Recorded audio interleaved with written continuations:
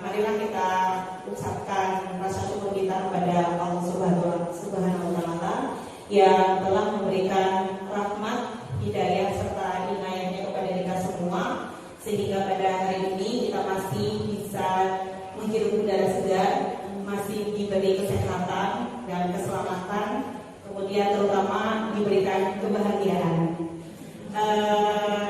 Untuk hari ini saya ucapkan terima kasih kepada rekan-rekan guru dari SMK Negeri 1 Karanganyar yang telah sudi menghadiri acara diseminasi implementasi budaya positif terkait dengan program guru penggerak. Oke, baik, untuk hari ini saya memilih tema untuk menanamkan dan membiasakan budaya positif dengan kesepakatan kelas dan segitiga restitusi dalam proses pembelajaran. Dan ini memang sudah saya rencanakan ya, kaitannya nanti dengan penanaman budaya positif yang ada di SMK Negeri 1 Karanganyar. Sebelum kita mulai untuk diseminasi implementasi budaya positif, kita ice breaking dulu. Mohon kesediaannya untuk rekan-rekan guru semua untuk bisa berdiri terlebih dahulu.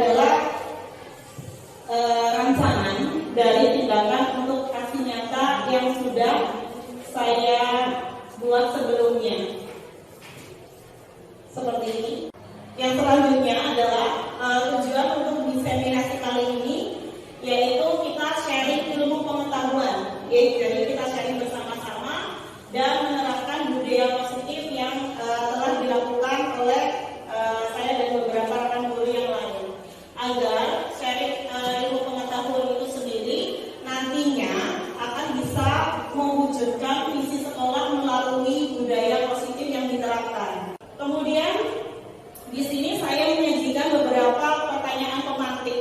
Ada 3 yang saya sajikan, ibu semua. Nanti akan kita sharing bersama kaitannya dengan pertanyaan pemantik ini. Kemudian terkait dengan materi hari ini yang akan kita sharing bersama-sama, itu ada sekitar 6 poin, ya. Yang pertama kaitannya dengan disiplin positif, kemudian ada nilai-nilai kebajikan universal, yang selanjutnya itu nanti ada teori motivasi, berarti kaitannya dengan pertanyaan pemantik yang tadi. Yang ketiga ada hukuman dan penghargaan. Kemudian ada keyakinan kelas, kebutuhan dasar manusia dan berkualitas. Kemudian ada restitusi, di mana nanti ada 5 posisi kontrol. Nanti bisa kita lihat kita berada pada posisi yang mana. Apakah kita sebagai penghukum, apakah kita sebagai teman, atau sebagai pemantau, atau pembuat rasa bersalah, atau mungkin yang terakhir kita sebagai manajer, seperti itu. Kemudian yang terakhir itu adanya restitusi. Di sini materinya adalah segitiga restitusi. Jadi bagaimana langkah-langkah kita menyelesaikan permasalahan anak, ya.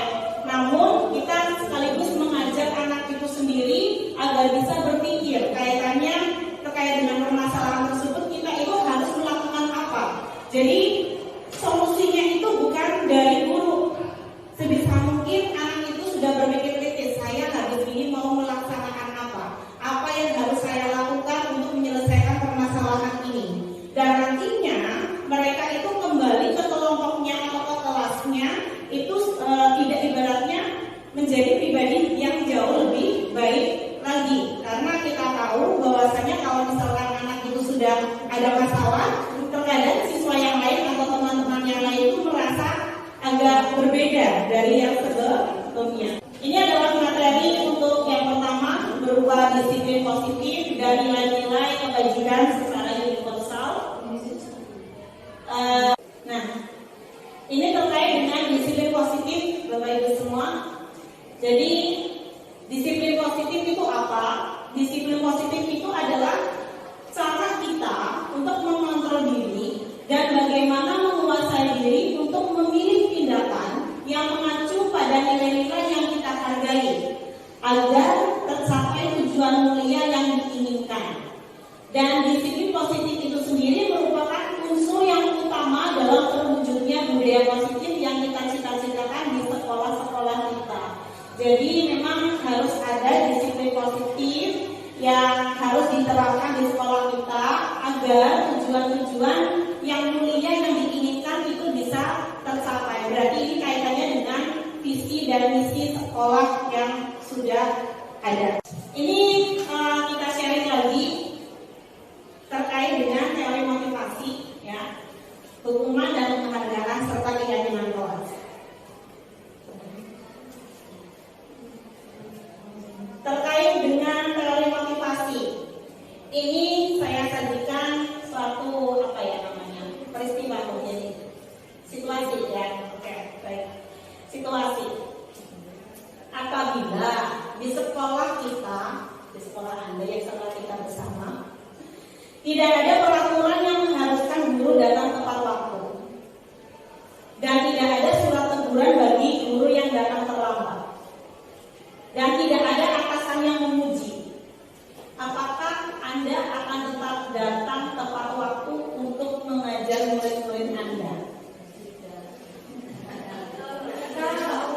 Ada yang mau memberikan suaranya? Silakan. Silakan Ibu. Terima kasih untuk kesempatan yang diberikan. Kalau pertanyaan ini ditujukan untuk hati nurani saya sebagai seorang guru, saya akan menjawab insya Allah sesuai kemampuan saya. Tapi kalau ini ditanyakan kepada ego saya, mungkin saya akan mengatakannya, menjawabnya tergantung. Kalau semisal saya bisa, saya akan datang tepat waktu. Kalau tidak bisa, mungkin tidak.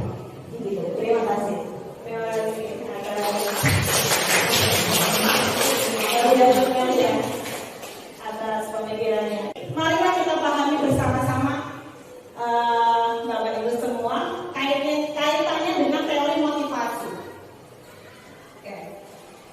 Jadi, teori motivasi itu kita bagi menjadi 3.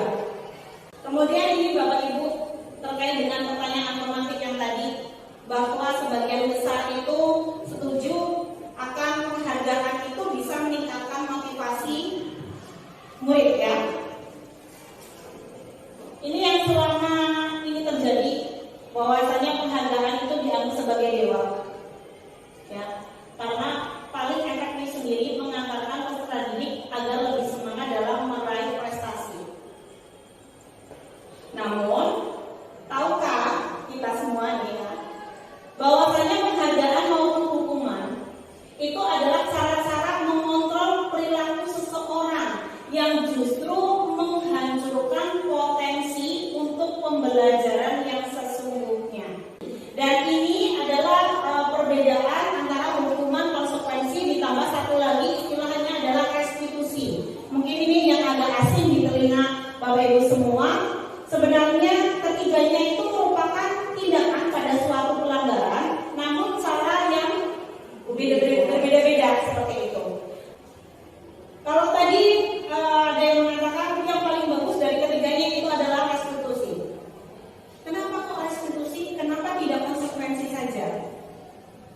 Jadi ini restitusi itu adalah proses menciptakan kondisi bagi murid untuk memperbaiki kesalahan mereka, yang nantinya mereka kembali ke kelompok dengan karakter yang lebih kuat. Itu tujuannya, sehingga tidak ada yang namanya pengucilan atau mungkin dibully oleh yang lain karena melakukan kesalahan.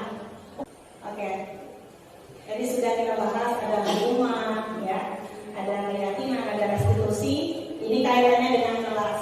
Ini sangat bermanfaat sekali untuk para wali kelas. Begini ini terkait dengan keyakinan kelas. Nah, mungkin agak asing ya, kok keyakinan? Yang selama ini kita dengar itu adalah peraturan. Kenapa sih nggak peraturan kelas saja? Apabila kita ingin mendukung motivasi di dalam diri kita atau namanya motivasi intrinsik, itu kita harus kembali lagi ke nilai-nilai atau keyakinan yang lebih menggerakkan dibandingkan mengikuti serangkaian peraturan. Yang kita bahas selanjutnya adalah kebutuhan dasar manusia. Kebutuhan dasar manusia itu kita bagi menjadi 5, yaitu bertahan hidup, ada kasih sayang dan rasa diterima, kemudian penguasaan, kebebasan, dan kesenangan. Ini ada 5. Kemudian terdapat 5 posisi kontrol. Ini di awal tadi sudah kita singgung, ada 5 posisi kontrol. Kita sebagai pembuka, kita sebagai teman, kemudian ada sebagai pemberi rasa bersalah, ada pemantau, kemudian yang terakhir itu manajer. Nah, kaitannya dengan posisi manajer dan mencari solusi atas permasalahan. Di sini ada yang namanya segitiga restitusi. Sepertinya ini adalah materi terakhir ya. Tetap semangat. Oke. Ini adalah segitiga restitusi. Jadi segitiga restitusi ini terdiri atas 3 sisi.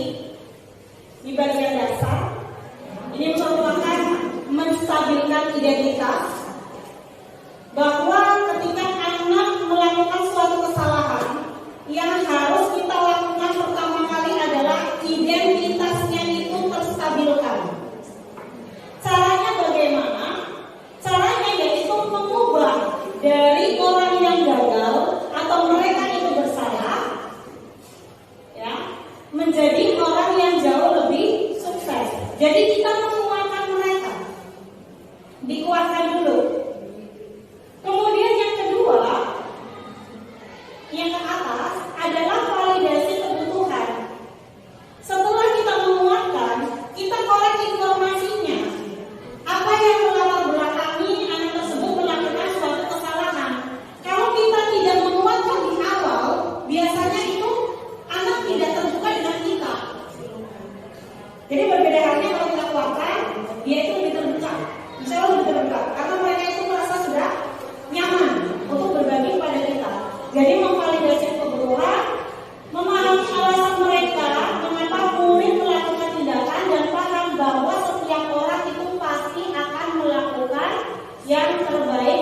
waktu tertentu. Jadi kita validasi. Kemudian yang terakhir, sisi yang sebelah kanan itu adalah menanyakan keyakinan.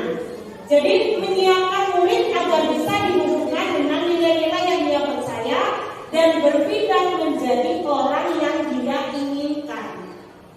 Ini yang terakhir. Keyakinan itu apa? Kalau misalkan kamu itu berkelahi dengan orang lain, keyakinan yang belum terpenuhi apa? Keyakinan yang belum dilakukan itu apa? Mungkin tidak menghormati orang lain. Adalah kita yakinkan di situ, menanyakan keyakinan.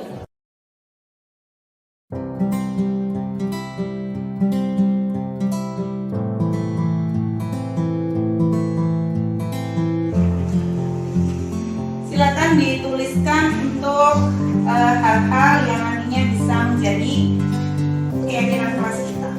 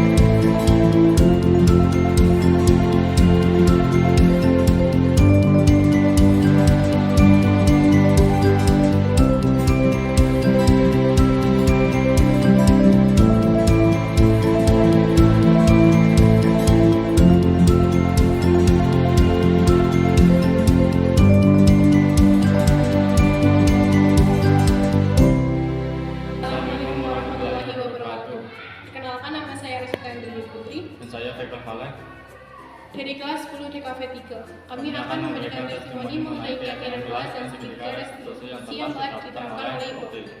Saya senang sekali karena dibimbing oleh Ibu Okti untuk membentuk keyakinan kelas.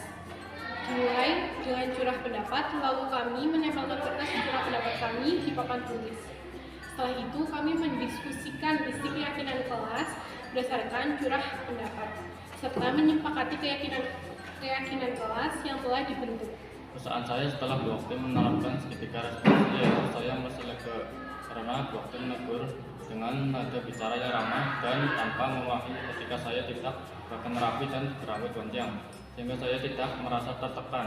Kemudian saya juga diajak untuk mencari solusi bersama. Dari kejadian ini saya semakin menyadari pentingnya menerapkan keyakinan kelas. Sekian testimoni dari kami. Wassalamualaikum warahmatullahi wabarakatuh. Assalamualaikum warahmatullahi wabarakatuh. Saya Sri Rahayu, teman sejawat dari Oktiwanti SPD. Pada kesempatan ini, saya akan memberikan testimoni mengenai keyakinan kelas dalam budaya positif. Keyakinan kelas sangat penting sekali sebelum pembelajaran dilaksanakan. Tujuannya adalah agar terciptanya kenyamanan murid. Melalui penerapan budaya positif dengan keyakinan kelas dapat membantu proses pembentukan karakter murid sehingga murid memiliki kesadaran yang kuat dalam kedisiplinan dan kebiasaan-kebiasaan positif yang dilakukan. Kemudian, dari pembahasan materi budaya positif, saya merasa senang dan sangat beruntung sekali. Ada hal yang menarik di luar dugaan saya, yaitu terkait dengan penghargaan dan posisi kontrol.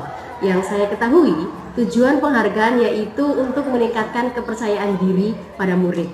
Ternyata, terdapat penghargaan yang nilainya sama dengan hukuman. Selain itu, saya juga lebih memahami posisi kontrol yang tepat dalam mendisiplinkan murid tanpa adanya tekanan. Sekian testimoni dari saya, kurang lebihnya mohon maaf. Assalamualaikum warahmatullahi wabarakatuh.